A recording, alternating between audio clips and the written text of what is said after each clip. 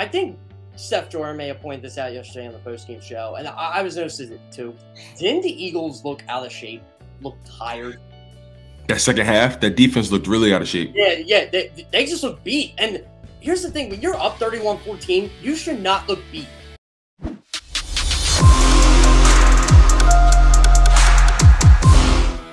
Good morning, NFC East.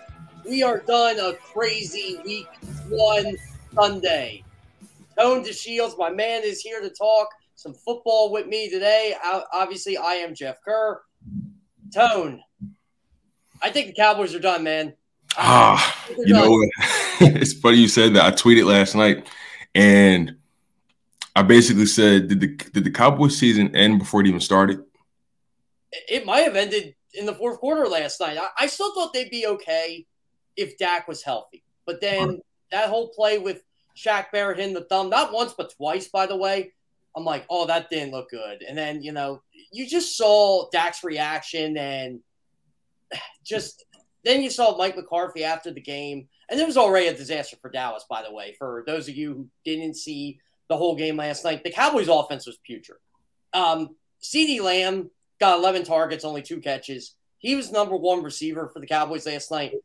I'll tell you what the Cowboys were missing, Tone. They were missing Amari Cooper. Absolutely. They were missing Tyron Smith. They were missing La'el Collins. And, I mean, really, it showed. Like, Dak was pressured all night. They just had no sync.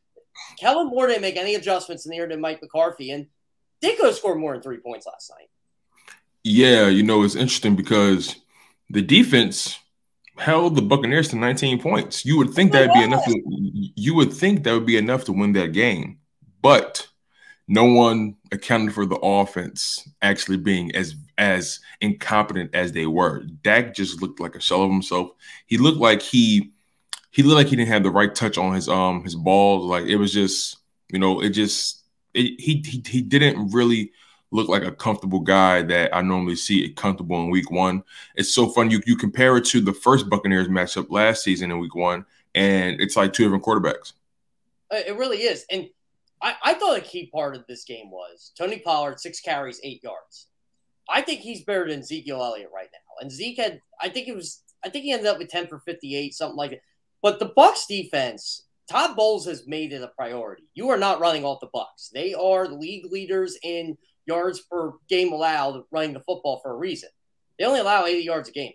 Dallas didn't get that. And I thought Dallas was going to come out throwing, but no one was open. Dalton Schultz was probably the only player on that team open. Jalen Tolbert is not ready. He's not. And Noah Brown, I think he was their leading receiver with 6 catches. Dallas is missing James Washington.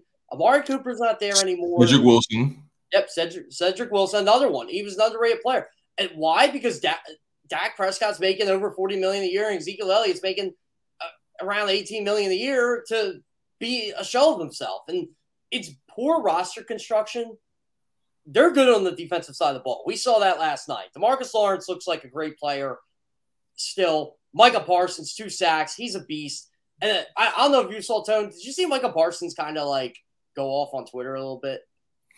No, I didn't, you know, and I would actually prefer, you know, Micah's he's a vocal guy, you know, and, you know, I'm all about guys expressing themselves. So, I can't even, you know, let me not even give him grief because I'm all about guys expressing themselves really. But, you know, after a loss, maybe you should just, you know, tuck your tail a little bit and just relax. Put the phone down, right? Don't listen to Jeff Kerr and Tony DeShields. Let's just put it that way. If you're I mean, I'm not a professional athlete, so I can pretty much tweet, you know, whatever I want for the most part. You know, as long as I represent JAKIB Sports properly, right? But exactly, yeah. But you know, you can't go out and say Dak Prescott's this and this and that. That wouldn't work out. right. But yeah, so what Micah got everybody riled up on. You saw the Fournette block on him, right? Where he just basically cut him to shreds. Yeah, he popped him, but you know, it was a chip block. So I mean, it wasn't like he got him. It wasn't like he got him straight up, but it was still pretty exciting. Oh, that's what Micah pointed out. He goes, "Hey, you know, make sure I'm paying attention when you do that to me next time." And yeah, everybody just blew up, and then Micah just went on a series of tweets. I'm like, look, Micah didn't harm anybody. It was a harmless tweet, but like you said, it's just put the phone down. Like you don't need this, and you're bringing the attention to you. It just seemed like a very individual mentality. Well, I play well, so I can tweet. You know what? Really quickly, Jeff. You know what that speaks to? It speaks to the Cowboys culture. Yes. They don't have a firm grip on how their players should conduct themselves or how they should respond after a loss. More so that there's you would never see an Eagles player, or I can't think of another team really in the NFL. You will see them going, being focused on more so how they looked in a game versus how the team looked after a loss. He was like, that's a Cowboys issue. That is a tried and true Cowboys issue. And the Cowboys will never, ever be able to take the next step until, the next generation of the Jones family takes over. There is a culture issue in Dallas, and it will never, ever change. They will never win because they don't have a firm culture. They don't have something that should be respected, in my humble opinion. They move like they're the greatest gift to God's green earth. The Cowboys, you can literally book their failure because of their culture. They don't know how to win, and they don't know how to be graceful losers. Well, I was talking with Mike Hay from Pro Football Network on Twitter last night, and some people thought it was an argument. Mike and I are friends. It's a healthy discussion, right? And he said, they haven't had as much drama, or I forget how he worded it. It was, if you were under 25, you don't know a Cowboys team that didn't have this much drama. And I said, under 25. I'm like, you remember them in the 90s? When they were winning, they had drama. It was Michael Irvin not getting enough passes, or Emmitt Smith's contract, or Jimmy Johnson, Jerry Jones fighting, and they were winning games. It was always drama with Jerry Jones as the owner, and it's still drama. There's one thing Jerry Jones loves more than the Cowboys winning, and that's us talking about it. Bottom line. And you see us doing it about that franchise. Like, to me, they're on the stroke of becoming irrelevant in 2022. Speaking of drama, that Eagles-Lions game, man, that one had me on the edge of my seat. The Eagles, in my opinion, right now, they cannot lose the NFC East. They better not. They can't. Like, Eagles fans can be upset as they want. They gave up 35 points. What are they today? They're 1-0. I don't care. They scored 38 points between the second and third quarters. Their offense looked incredible. If you really want to nitpick on the defense, and I will, Jordan Davis should have played more. Bottom line. Absolutely. Great point, Jeff. I noticed it. I'm thinking to myself, why is Marlon Tuipulotu on the field more than Jordan Davis? I didn't get it. If Jordan Davis is on that field yesterday, maybe that Lions rushing attack wouldn't be as potent. This is again, I think Steph Jordan may have pointed this out yesterday on the postgame show, and I was noticing it too. Didn't the Eagles look out of shape, look tired? That second half, that defense looked really out of shape. Yeah, they just look beat. And here's the thing. When you're up 31-14, you should not look beat. You shouldn't. And again, we got to bring it up. Do they practice hard? I've seen them practice. I know they busted for an hour and a half, but football games are 3 hours. I don't know. I just didn't feel like they were ready. The defense especially, they were not ready for week one. They weren't. And I don't know where to blame Nick Sirianni for that. I don't know where to blame John Buchanan for that, or that's how you got to give the Eagles some credit. They were one of the few teams that were fully healthy going into week one. And they didn't suffer any major injuries. So I know it's a 17-game season. I know it's a grind, but they just looked like a team that was not ready to play for the most part, to start the game and to finish the game. Yeah, it's interesting because there was a section in that game where Jared Goff couldn't pass the ball at all, and that was even without a pass rush. And we're going to talk about that. There was Jared Goff. There was a point in the game where Jared Goff was completing less than 40% of his passes, or he wasn't accurate, or he at least tried to be. But the Lions had a lot of drops. On top of that, the Eagles DBs were actually playing pretty good coverage, between the second and third quarters. And like you said, conditioning became a factor. Those guys didn't have a second or third win. You just saw those guys dragging. And it really started after the pick six. I think that defense had to have a quick turnaround, and that's where it started. here was my thing too. When everybody was getting mad when they got to 38-35, I'm sitting to myself, I'm like, Eagles fans didn't want to hear this all year, all summer. The Lions' offense was good. What was Darius Slay supposed to do on that ball to DJ Sharp? That was a perfectly thrown ball. Perfectly thrown ball, perfect catch. Darius Slay could tackle him and there'd be a pass interference. I'm like, Eagles fans didn't want to hear it. The Lions' offense was good. By the way, Frank Ragnow was banged up. They were on their third string right guard, and Jameson Williams is out. Detroit's going to win games this year. I'm not saying they're going to make the playoffs, but they're going to win 6-7 games. That offense is good, and they play hard for their coach. Detroit was the more in-shape team on Sunday. They were. The only reason the Eagles won is because they were more talented than them, which is how they built their roster. Yeah, and you know, it's so funny. That's what John McMullen was saying, right? Shout out to John McMullen from Bergs 265. He was saying that, you know, this game is going to be closer than what people think. And the Eagles, the reason the Eagles will win is because they're just more talented.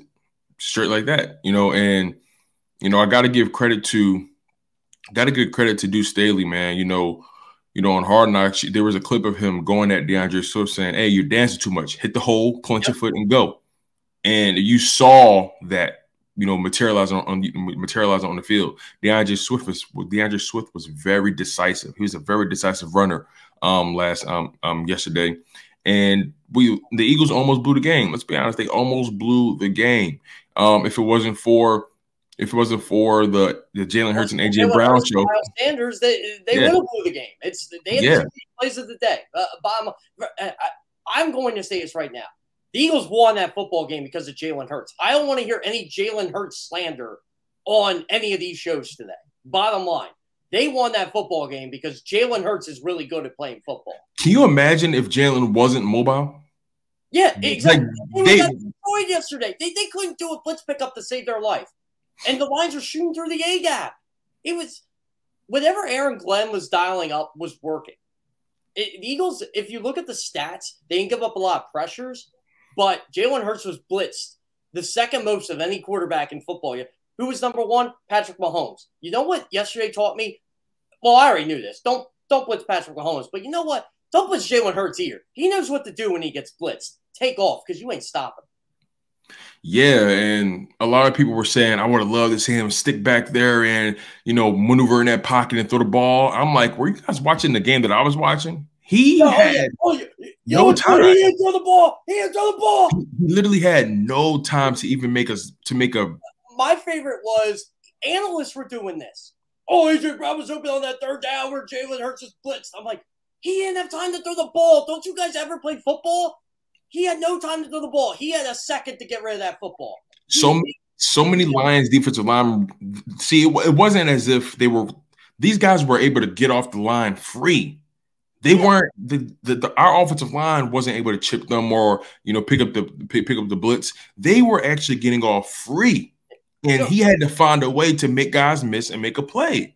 I got to lead into this too before Mike Gill comes on at 7:20. Everybody got on Carson Wentz for that bad pick yesterday. And Carson Wentz had a bad pick yesterday that gave the Jaguars the lead. Carson Wentz balled out yesterday. He had his stretch where he always does. But, oh, my God, was he throwing some good balls yesterday, too. Jahan Dotson is going to be a problem in this division. He had 2 touchdowns yesterday. Carson Wentz was able to find Terry McLaurin. Curtis Samuel looks back. Tone, I know it was just the Jaguars, and it's week 1. It's overreaction Monday. But, man, does that Commanders passing game look pretty good. Yeah, it does. But, like you said, Carson Wentz made crucial mistakes that almost blew the game. And that's going to forever be every week. That's the problem. And that's going to forever be who he is. So you have to bank on that. I mean, at the end of the day, mistakes aside, he's a good quarterback. He knows how to play the position, right? And he does make he does make that Commanders pass attack look a little bit more potent more than Tyler Heineke did. But I think the Eagles are still the better team. But the Eagles have to be prepared for what's to come because Carson Wentz makes them a bit more dangerous. So now, in my opinion, this just became the Eagles / Commanders NFC race instead of the Eagles Cowboys NFC race. NFC You know East what? race. You know what the Eagles had to do to beat Carson Wentz? What Jacksonville was doing early in the second half yesterday. Blitz it. Trayvon Walker was getting the Carson Wentz. Josh Allen was getting the Carson Wentz. The Jacksonville Jaguars had a nice game plan in that second half to take the lead of that game. But again, Washington beat them, I think, because they had more talent. And look, Jahan Dotson made a huge difference in that game yesterday. When Carson Wentz threw the 41-yard pass to Terry McLaurin, I think that was a turning point for them. Washington survived, but you know what? Sometimes survival is better in week one. Just ask Lovie Smith. They're getting on Lovie Smith for playing for the tie. Guess what? Texans are tied for first. I don't care. They're tied for first. Yeah, and, really quickly, before we get Mike Gill in here, he hasn't got here yet, but, he's on his way.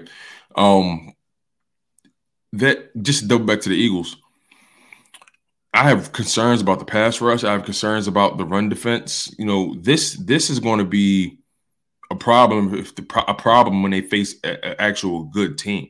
You know what I mean? They're facing a good team next week. And that team beat Aaron Rodgers' Packers. And I understand it's week one. I understand. But I was telling people, he's going to miss Devontae Adams.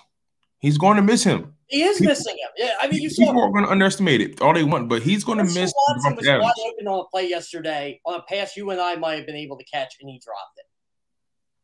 Now, we can't get open like Christian Watson could. And Christian Watson may have made that catch 5 weeks from now, but he needed to make it yesterday when it was 7-0. And he didn't do it. It's crazy, Tone. I mean, you're right. It's Devontae Adams made a big difference in the team, in the game he was playing with yesterday, in the game he was playing for. He was in 10 catches, 141, a touchdown with the Raiders. He's still good. I can't believe Aaron Rodgers couldn't take a pay cut and keep him. But I'll tell you what, here's another NFC East thing we got to talk about. The Giants are over 500 for the first time since 2016. I did not think I was going to say that on that show at all this year. Can't that's pitiful. It is.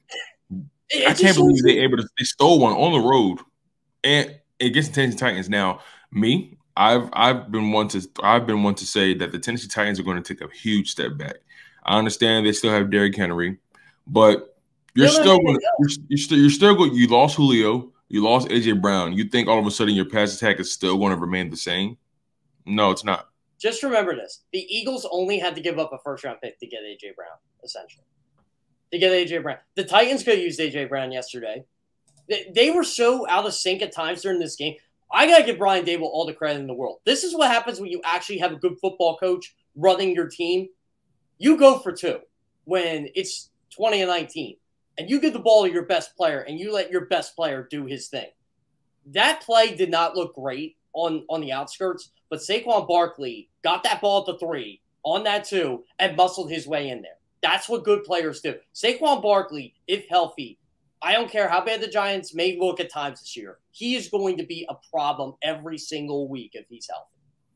Absolutely. And like you said, good coaches, when the game's on the line, you put the ball in your best player's hand. And Saquon, he's in a very interesting situation because he's playing for a contract. I'm not sure if the Giants are going to actually give it to him. It all depends. It all depends on how he looks this year and the market and all that kind of stuff. And people don't want to give big money to running backs because of health concerns. And look, this is a 17-game season. We only played one game, right? And sure, maybe we're overreacting to some things, right? Maybe the Eagles. We overreact to a guy who is probably a top 5 running back in football when he's healthy and at 194 total yards, 164 on the ground. And, oh, by the way, the coach actually knows how to get him the ball in space and let him do his thing. That's scary to me. And people seem to forget this guy had 2,000 all-purpose yards his rookie year. Yards per script. He was good. And yet, injuries have been the killer for him. But Saquon has been Saquon when he's healthy, for the most part. And now he's got a coach who's going to utilize him the right way. Is there a chance that he may be overutilized? I mean, that's a factor as well. It's week one. That's the thing. But they might have to overutilize him because they don't have anything. You know who they got to use more? I hate to say it, Kadarius Toney. I don't think he's good. I'll be honest. I don't think so either, but I think they got to use him because they don't have much. Yeah, that's true. That's true. Hey, yeah, as a matter of fact, yeah, we just got Mike in. Yep. So, yeah, what we're going to do, we're going to hit this break. You know, you guys were locked in on Good Morning NFC East with Jeff Kerr. I am the producer / your quarterback, baby. Hey, listen, man. I'm not throwing picks today, man. I'm throwing dimes. Shout out to my man, Jeff Kerr. You guys are locked in on Good Morning NFC East. Next up, we have Mike Gill to discuss the latest on your Philadelphia Eagles, his reaction to this game, you know, the state of the NFC East. You know, there's a lot of things to get into, you guys. So buckle up and stay locked in, you guys. This is Good Morning NFC East with Jeff Kerr.